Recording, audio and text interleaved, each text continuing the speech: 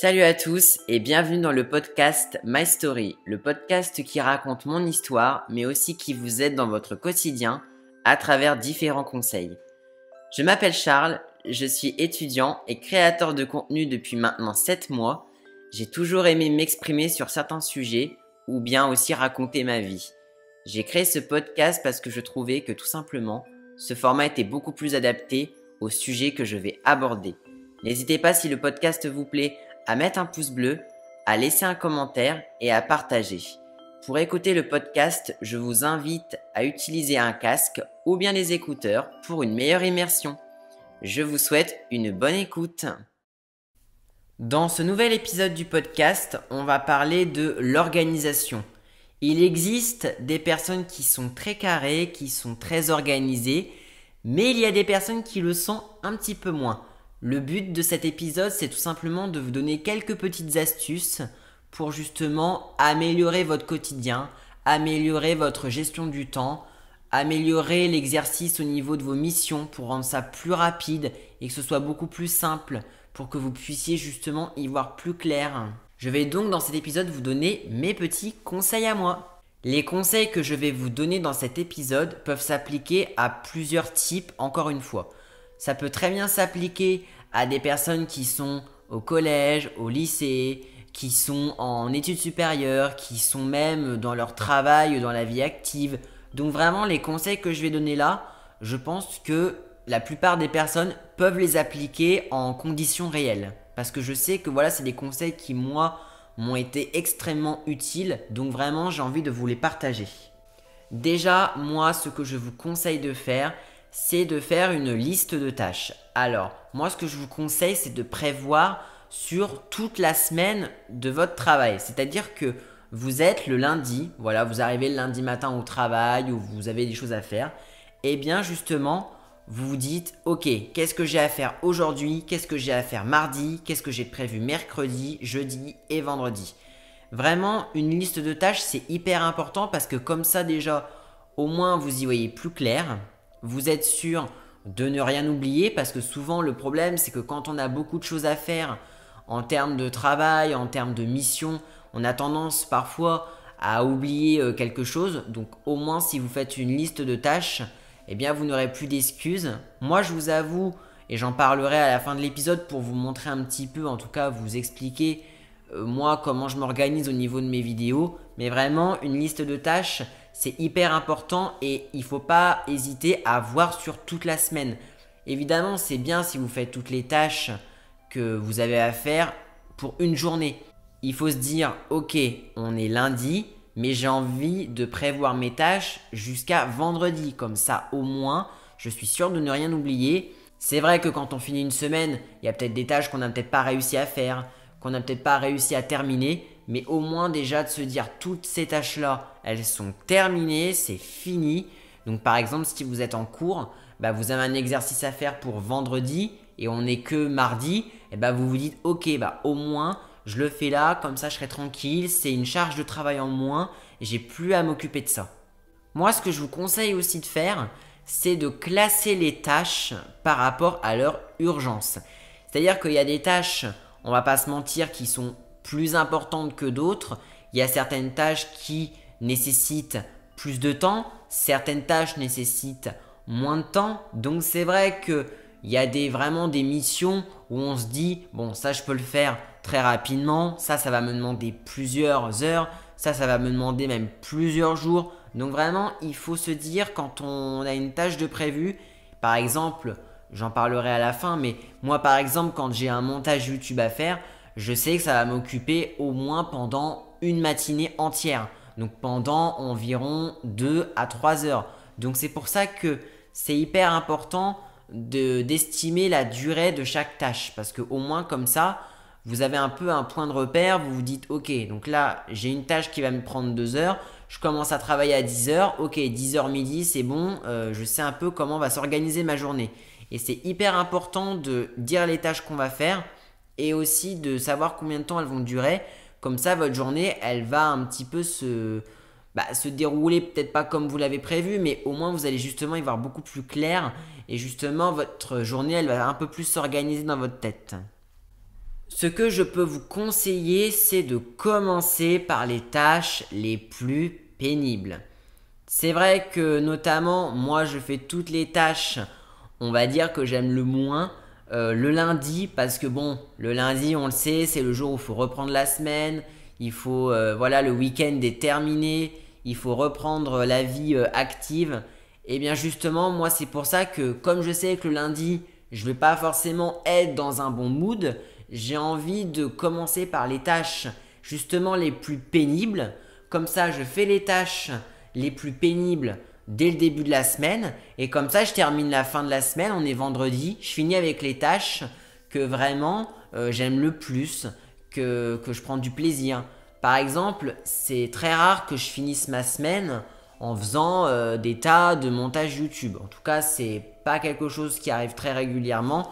Mes montages YouTube, je les fais moi plus vers le début de semaine ou allez, milieu de semaine jusqu'à mercredi grand maximum. L'avantage de terminer avec une mission déjà que vous aimez faire, et ben déjà vous allez partir en week-end en étant satisfait parce que vous allez vous dire toutes les tâches les plus pénibles, j'ai réussi à les faire. Et là, j'ai terminé avec une tâche vraiment, même si elle n'est pas terminée, c'était super cool de travailler sur ça. Et au moins, vous partez en week-end avec le sourire et vous vous dites ok, bah au moins, je suis content, toutes mes tâches vraiment pénibles, je les ai faites. Et maintenant, bah voilà, je pars en week-end en étant serein. Et ça, c'est vraiment important de partir en week-end la tête reposée. Un autre conseil que je peux aussi vous donner, c'est de faire des pauses de manière régulière. Alors pourquoi je dis ça? Parce que c'est vrai que quand on travaille, notamment quand on est à l'école, quand on est même dans la vie active, on travaille et justement on oublie parfois de faire des pauses. C'est pour ça que vous vous êtes jamais posé la question pourquoi est-ce qu'il y avait des récréations quand vous êtes à l'école? Pourquoi il y a des petites récréations qui durent entre 10 et 15 minutes? Parce que justement, je trouve ça, c'est impossible clairement de passer par exemple 3 ou 4 heures d'affilée en cours à travailler sur quelque chose. Même moi qui suis dans les études supérieures, quand on a des cours d'une seule matière mais qui durent 4 heures, on fait jamais 4 heures d'affilée. Je pense que c'est impossible aussi bien pour les élèves que pour celui qui fait le cours. C'est pour ça qu'au bout de 2 heures en général, on s'accorde 10-15 minutes parce que souvent, même quand on est en cours, si on fait un cours justement de 4 heures, au bout d'un certain temps, on va décrocher. Voilà, donc c'est pour ça que justement la pause et en tout cas la récréation, ça permet justement de se vider un petit peu la tête, de faire le plein d'énergie et de repartir.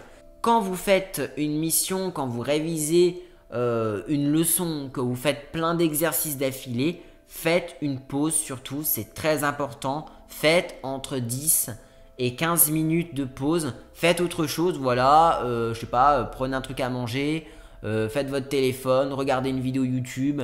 Je sais pas, vraiment, l'objectif de ces micro-pauses, c'est de se déconnecter de son travail. Pour parler un petit peu en mon cas, moi notamment, c'est vrai que c'est compliqué parce que quand je fais notamment des montages YouTube, c'est vrai que je passe pas mal de temps à mon bureau avec mon ordinateur et en fait le fait de faire des montages, bah, tu peux vite avoir mal à la tête parce que tu es sur écran, tu passes beaucoup de temps, tu dois être concentré pour ne faire aucune faute.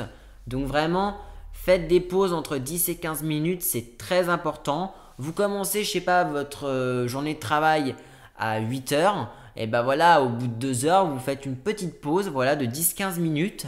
Et au moins comme ça, voilà, vous allez un petit peu déconnecter. Mais voilà, faites une pause toutes les 2 heures entre 10 et 15 minutes. Ce que je peux vous conseiller aussi, c'est d'utiliser des outils numériques, comme notamment des applications qui vont justement vous aider pour faire vos missions et organiser votre journée. Moi, il faut savoir, j'en parlerai juste après, que j'utilise beaucoup l'application calendrier qui est sur les iPhones. Voilà, parce que sur l'application calendrier, je note tout ce que j'ai à faire, que ce soit au niveau de YouTube, mon travail scolaire, mes rendez-vous personnels, vraiment.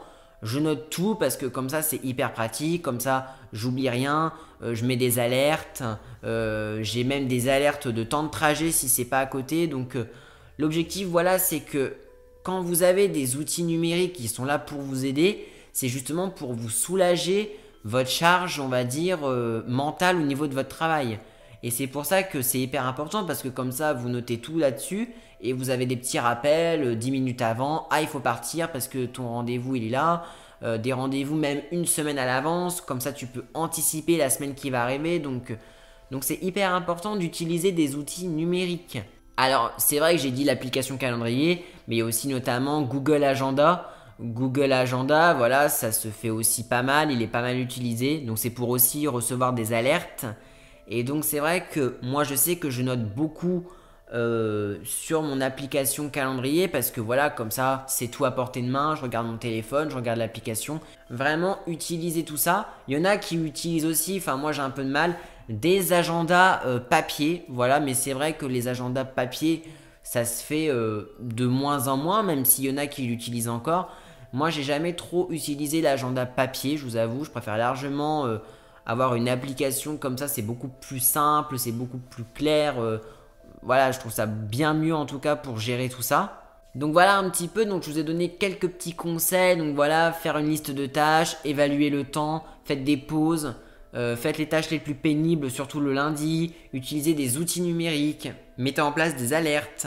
Mettez en place un niveau de priorité. Enfin, voilà, l'objectif, c'est que tout ce que je vous donne comme conseil, il faut que ça vous serve pour justement que votre journée elle soit beaucoup plus organisée. Parce que si vous êtes plus organisé, vous allez être moins stressé et donc, par conséquent, vous allez être beaucoup plus heureux et beaucoup plus productif.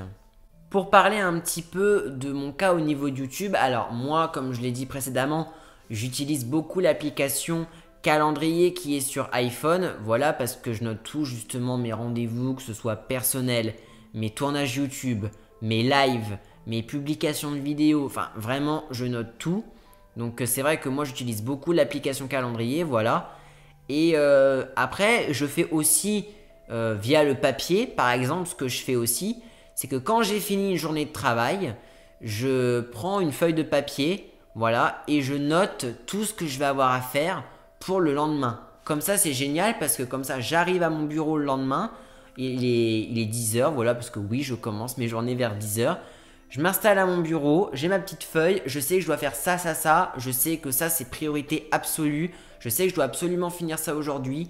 Donc vraiment, voilà, je note tout aussi sur une petite feuille de papier. Voilà, comme ça, c'est aussi une sécurité supplémentaire. Si jamais, voilà, je note pas forcément tout instinctivement sur mon téléphone, mais j'essaie de le faire un maximum. Donc vraiment mon objectif c'est voilà, j'arrive à mon bureau le matin et je sais ce que j'ai à faire.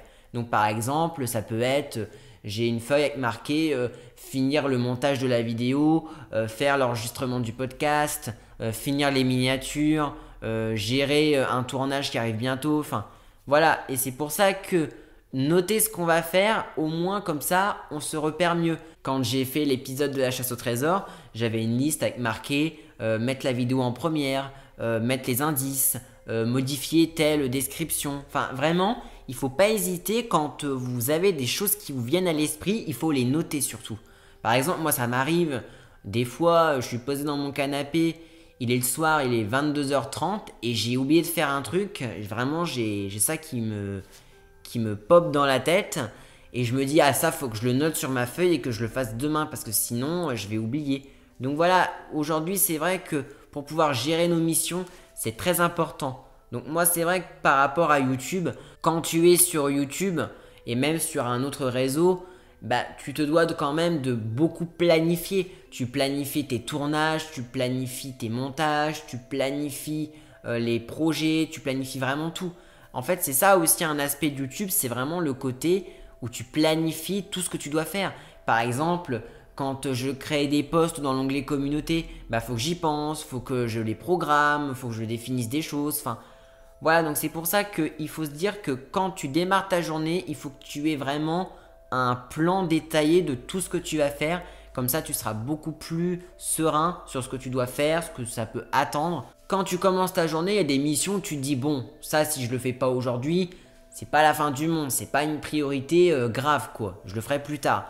Donc vraiment, faites vraiment tout ce que je vous ai dit.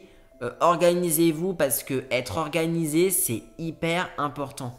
Être organisé, vraiment, vous allez voir si vous êtes organisé, vous allez être beaucoup plus productif. vous allez être plus heureux, le stress va être moins important parce que quand on n'est pas organisé, on est toujours en stress de se dire est-ce qu'on a pensé à faire ça? Est-ce qu'on n'a pas oublié de faire quelque chose? Donc au moins, comme ça, dites-vous, tous les outils pour gérer vos missions, c'est très important et il faut les appliquer.